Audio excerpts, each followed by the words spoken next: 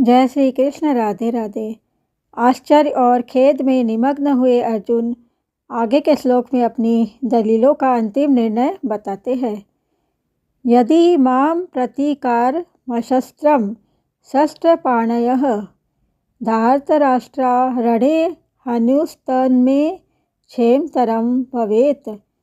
अगर ये हाथों में अस्त्र शस्त्र लिए हुए धृतराष्ट्र के पक्षपाती लोग युद्ध भूमि में सामना न करने वाले तथा शस्त्र रहित मुझे मार भी दे तो वह मेरे लिए बड़ा ही हितकारक होगा।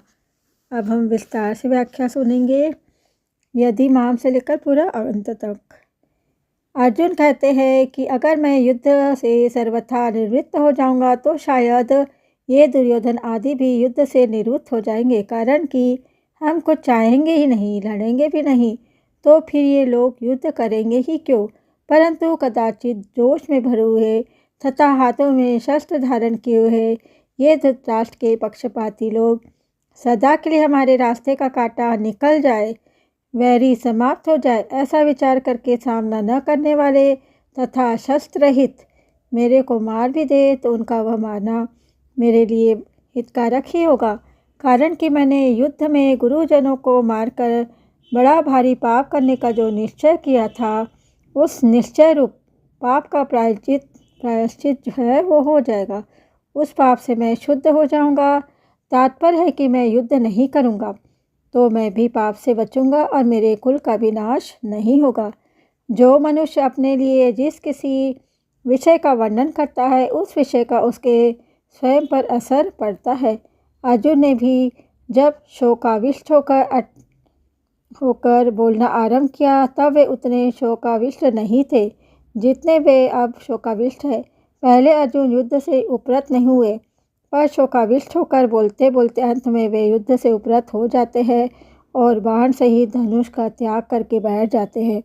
भगवान ने यह सोचा कि अर्जुन के बोलने का वेग निकल जाए तो मैं बोलूं, अर्थात बोलने से अर्जुन का शोक बाहर आ जाए, भीतर में कोई शोक बाकी न रहे, तभी मेरे वचनों का उस पर असर होगा। भगवान बीच में कुछ नहीं बोले। यहाँ पर विशेष बात है कि अब तक अर्जुन ने अपने को धर्मात्मा मानकर युद्ध से निवृत्त होने में जितनी दलीलें युक्तियाँ दी है, संसार में रचे बचे लोग अर्जुन की इन दलीलों को ही ठीक समझेंगे और आगे भगवान अर्जुन को जो बातें समझाएंगे उनको ठीक नहीं समझेंगे। इसका कारण यह है कि जो मनुष्य जिस स्थिति में है उस स्थिति की उस श्रेणी की बात को ही वे ठीक समझते हैं, उससे उच्च श्रेणी की बात वे समझ ही नहीं सकते। अर्जुन के भीतर कौटुंबिक मोह है और उस मोह से आविष्ट होकर ही वे धर्म की साधुता की बड़ी अच्छी बातें कह रहे हैं। अतः जिन लोगों के भीतर कौटुंबिक मोह है उन लोगों को ही अर्जुन की बातें ठीक लगेगी, परंतु भगवान श्री कृष्ण उनकी दृष्टि जीव के कल्याण की तरफ है कि उसका कल्याण कैसे हो। भगवान की इस ऊंची श्रेणी की दृष्टि को वे लौकिक दृष्टि वाले लोग समझ ही नहीं सकते, अतः वे भगवान की बातों को ठीक नहीं मानेंगे, बल्कि ऐसा मानेंगे कि अर्जुन के लिए युद्ध रूपी पाप से बचना बहुत ठीक था, पर भगवान ने उनको युद्ध में लगाकर ठीक नहीं किया।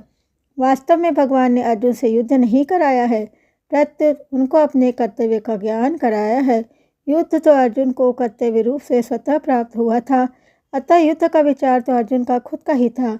वे स्वयं ही युद्ध में प्रवृत्त हुए थे, तभी वे भगवान को निमंत्रण देकर आए थे, परंतु उस विचार को अपनी बुद्धि से अनिष्टकारक समझकर वे युद्ध से विमुख हो रहे थे, अर्थात अपने कर्तव्य के पालन से हट रहे थे। इस पर भगवान ने कहा कि यह जो तू युद्ध नहीं करना चाहता यह तेरा मोह है, अतः समय पर जो कर्तव्य स्वतः प्राप्त हुआ है उसका त्याग करना उचित नहीं है। कोई बद्रीनारायण जा रहा था, परंतु रास्ते में उसे दिशा भ्रम हो गया, अर्थात उसने दक्षिण को उत्तर और उत्तर को दक्षिण समझ लिया, अतः वह बद्रीनारायण की तरफ न चलकर उल्टा चलने लग गया। सामने से उसको एक आदमी मिल गया। उस आदमी ने पूछा कि भाई कहाँ जा रहे हो? वह बोला बद्रीनारायण। वह आदमी बोला कि भाई बद्रीनारायण उधर नहीं है, इधर नहीं है, उधर है, आप तो उल्टे जा रहे हैं। अतः आदमी उसको बद्री नारायण भेजने वाला नहीं है, किंतु उसको दिशा का ज्ञान कराकर ठीक रास्ता बताने वाला है। ऐसे ही भगवान ने अर्जुन को अपने कर्तव्य का ज्ञान कराया है, युद्ध नहीं कराया है। स्वजनों को देखने से अर्जुन के मन में यह बात आई थी कि मैं युद्ध नहीं करूँगा, न योत्सये। पर भगवान का उपदेश सुनने पर अर्जुन ने ऐसा नहीं कहा कि मैं युद्ध नहीं करूँगा, किंतु ऐसा कहा कि मैं आपकी आज्ञा का पालन करूँगा। करिष्ये वचनम तव, अर्थात अपने कर्तव्य का पालन करूँगा। अर्जुन के इन वचनों से यही सिद्ध होता है कि भगवान ने अर्जुन को अपने कर्तव्य का ज्ञान कराया है। वास्तव में युद्ध होना अवश्य संभावित था, क्योंकि सबकी आयु समाप्त हो चुकी थी। इसको कोई भी टाल नहीं सकता था। स्वयं भगवान ने विश्वरूप दर्शन के समय अर्जुन से कहा कि मैं बढ़ा हुआ काल हूँ और सबका संहार करने के लिए ही इस धरती पर आया हूँ, यहाँ पर आया हूँ। अतः तेरे युद्ध किए बिना भी ये विपक्ष में खड़े योद्धा लोग बचेंगे नहीं। इसलिए यह नरसंहार अवश्य भाई होनहार ही, मतलब ये होगा ही होगा। यह नरसंहार अर्जुन युद्ध न करते तो भी होता। अगर अर्जुन युद्ध नहीं करते तो जिन्होंने माँ की आज्ञा से द्रौपदी के साथ अपने सहित 5 भाइयों का विवाह करना स्वीकार कर लिया था, वे युधिष्ठिर तो माँ की युद्ध करने की आज्ञा से युद्ध अवश्य करते ही। भीमसेन भी युद्ध से कभी पीछे नहीं हटते, क्योंकि उन्होंने कौरवों को मारने की प्रतिज्ञा कर रखी थी। द्रौपदी ने तो यहाँ तक कह दिया था कि अगर मेरे पति मतलब पांडव कौरवों से युद्ध नहीं करेंगे तो मेरे पिता द्रुपद, भाई धृष्टद्युम्न और मेरे 5 पुत्र तथा अभिमन्यु कौरवों से युद्ध करेंगे। इस तरह ऐसे कई कारण थे जिससे युद्ध को टालना संभव नहीं था। होन का मतलब जो होनी होती है उसको रोकना मनुष्य के हाथ की बात नहीं है, परंतु अपने कर्तव्य का पालन करके मनुष्य अपना उद्धार कर सकता है और कर्तव्यच्युत होकर अपना पतन कर सकता है। तात्पर्य है कि मनुष्य अपना इष्ट अनिष्ट करने में स्वतंत्र है।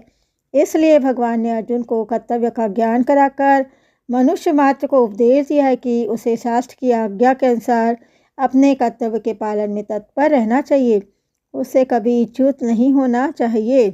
यदि भीमार्जुनौ कृष्ण कृपणौ संधि कामुकौ पिता में योत्स्यते रिद्धः स पुत्रैर्महारथैः पंच च महावीर्याः पुत्र मे मधुसूदन अभिमन्युं पुरस्कृत्य योत्स्यन्ते कुरुभुः सह। यहाँ तक आप लोगों ने भगवद गीता के श्लोक की व्याख्या सुनी। इसके लिए आप सबका कोटिशः धन्यवाद।